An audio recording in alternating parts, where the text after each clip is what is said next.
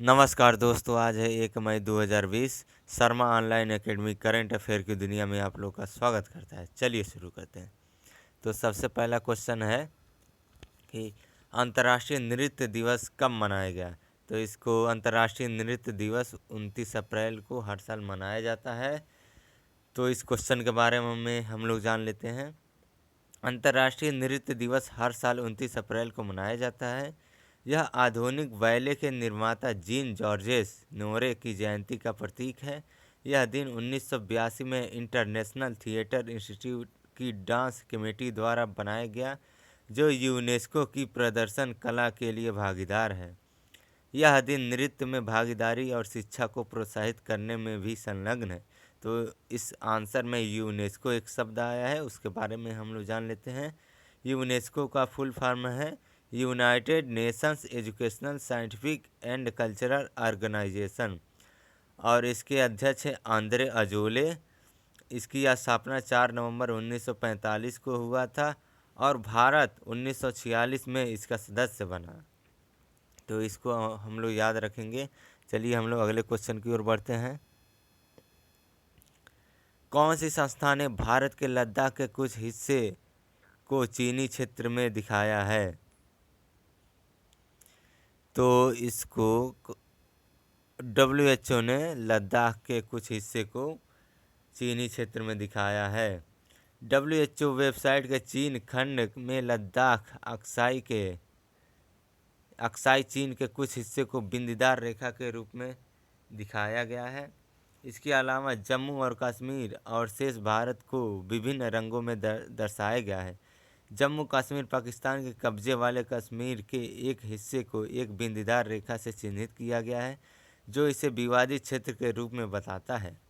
तो इसमें WHO के बारे में हम लोग जान लेते हैं। WHO का फुल फॉर्म है वर्ल्ड हेल्थ ऑर्गेनाइजेशन। इसका हेडक्वार्टर है जिनेवा, स्विट्जरलैंड, और इसकी स्थापना 7 अप्रैल 1948 को हुआ था। और इसके फाउंडर देश हैं United state, India, Brazil, Australia, Mexico, Canada, Turkey, France, Argentina. चलिए अगले क्वेश्चन की ओर हम लोग बढ़ते हैं। मुंबई उच्च न्यायालय के मुख्य न्यायाधीश कौन बने हैं। तो मुंबई उच्च न्यायालय के मुख्य न्यायाधीश दीपांकर दत्ता बने हैं, यानी इसका ऑप्शन नंबर ख सही है। न्यायमूर्ति दीपांकर दत्ता को 28 अप्रैल 2020 को महाराष्ट्र के राज्यपाल भगत सिंह कोश्यारी ने बॉम्बे उच्च न्यायालय के मुख्य न्यायाधीश के रूप में शपथ दिलाई। वे पहले कलकत्ता उच्च न्यायालय में वरिष्ठ न्यायाधीश थे। न्यायमूर्ति दीपांकर दत्ता न्यायमूर्ति भूषण प्रद्युम्न धर्माधिकारी की जगह लेंगे। चलिए अगले क्वेश्चन की ओर हम लोग बढ़ते हैं। अभी हाल ही में कौन से 2 बॉलीवुड अभिनेताओं का निधन हुआ है। तो अभी हाल ही में ऋषि कपूर और इरफान खान का निधन हुआ है। तो इसका ऑप्शन नंबर क सही है। तो इरफान खान के बारे में हम लोग जान लेते हैं कुछ बातें। इरफान खान 1988 में डेब्यू किए थे। मीरा नायर निर्देशित सलाम बॉम्बे से डेब्यू किए थे। 3 दशक से अधिक के करियर में इरफान खान ने 50 से अधिक भारतीय फिल्मों में अभिनय किया और 1 राष्ट्रीय पुरस्कार और 4 फिल्म फेयर पुरस्कार भी जीते। 2011 में इरफान को कला और सिनेमा में उनके महत्वपूर्ण योगदान के लिए भारत सरकार द्वारा पद्म श्री से सम्मानित किया गया था। चलिए हम लोग अगले क्वेश्चन की ओर बढ़ते हैं। बीमा कवर की घोषणा कौन से राज्य ने किया है। तो अभी हाल ही में असम गवर्नमेंट ने बीमा कवर योजना की शुरुआत किया है। असम सरकार ने कोविड-19 के प्रकोप के दौरान रिपोर्टिंग कर रहे राज्य के सभी पत्रकारों के लिए 50 लाख रुपए के जीवन बीमा कवर की घोषणा की है। तो असम के बारे में हम लोग जान लेते हैं। असम की राजधानी है दिसपुर और असम के चीफ मिनिस्टर हैं सर्बानंद सोनोवाल।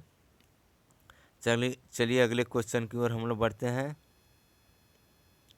ओजोन परत का सबसे बड़ा छेद बंद होने की पुष्टि कौन सी संस्था ने किया है। तो ओजोन परत का सबसे बड़ा क्षेत्र जो कि आर्कटिक महाद्वीप के ऊपर हो गया था, वो बंद हो गया है। इसकी पुष्टि ECMWF ने किया है। तो ECMWF के बारे में हम लोग जान लेते हैं। इसका फुल फॉर्म है European Centre for Medium Range Weather Forecast द्वारा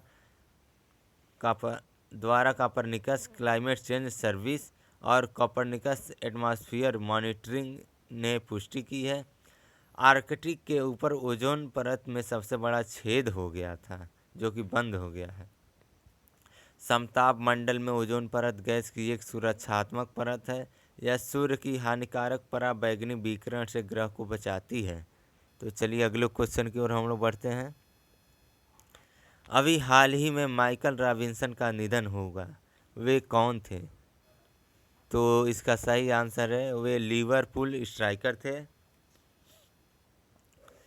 वे पूर्व लिवरपूल स्ट्राइकर थे। उन्होंने 1983 से 1984 सीजन में लिवरपूल के साथ लीग कप और यूरोपियन कप लेवल जीता। वह बाद में एक सम्मानित टेलीविज़न टिप्पणीकार, पंडित और प्रस्तुतकर्ता बन गए। चलिए अगले क्वेश्चन की ओर हम लोग बढ़ते हैं। भारत ने एडीबी के साथ कितने डॉलर ऋण का समझौता किया है? तो भारत ने एडीबी के साथ 1.5 बिलियन डॉलर ऋण की समझौता किया है। एशियन विकास बैंक यानी एडीबी ने कोविड-19 महामारी को तत्काल प्रतिक्रिया देने के लिए भारत को 1.5 बिलियन डॉलर का ऋण देने का समझौता किया है। एडीबी आया तो एडीबी का फुल फॉर्म है एशियन डेवलपमेंट बैंक। इसकी स्थापना 19 दिसंबर 1966 को हुआ था। इसका हेडक्वार्टर मंडलियोंग फिलीपींस में है और इसके अध्यक्ष मसात्सुगु आसाकावा है जी हैं। तो चलिए अगले क्वेश्चन की ओर हम लोग बढ़ते हैं। जगन विद्या देवेना योजना की शुरुआत किस राज्य ने किया है?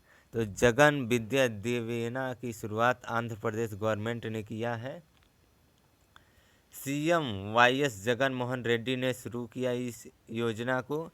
इस योजना के तहत छात्रों को पूर्ण शुल्क प्रतिपूर्ति प्रदान की जाएगी।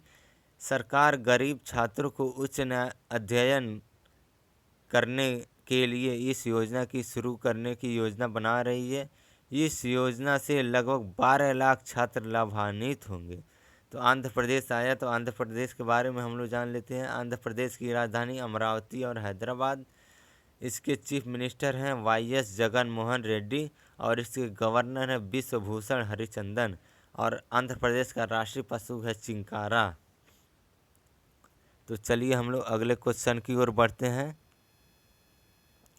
माइक्रो नीडल कौन सी संस्था ने विकसित किया है? तो माइक्रो नीडल MIT ने विकसित किया है। MIT के वैज्ञानिकों ने उन पौधों के लिए जीवन रक्षक उपचार देने के लिए एक विधि विकसित की है जो उनके संचार प्रणालियों को प्रभावित करते हैं और कीटनाशकों द्वारा उनका इलाज नहीं किया जा सकता। यह पौधे के विशिष्ट भागों के पोषक तत्वों या दवाओं को पहुंचाने के लिए रेशम आधारित बायो मटेरियल से बने माइक्रो नीडल्स का उपयोग करता है। तो MIT है तो MIT का बारे में हम लोग जान लेते हैं। MIT का फुल फॉर्म है मैसाचुसेट्स प्रौद्योगिकी संस्थान यानी कि मैसाचुसेट्स इंस्टीट्यूट ऑफ टेक्नोलॉजी। इसकी स्थापना 1861 ये खुला 1865 में। इसके कुलाधिपति अभी हैं फिलिप क्ले और इसके अध्यक्ष हैं सुजैन हॉकफील्ड। तो चलिए दोस्तों आज का वीडियो यहीं समाप्त होता है। यदि आप लोग को वीडियो अच्छा लगा हो तो इसे लाइक करें, सब्सक्राइब करें और शेयर करें। जय हिंद, जय भारत।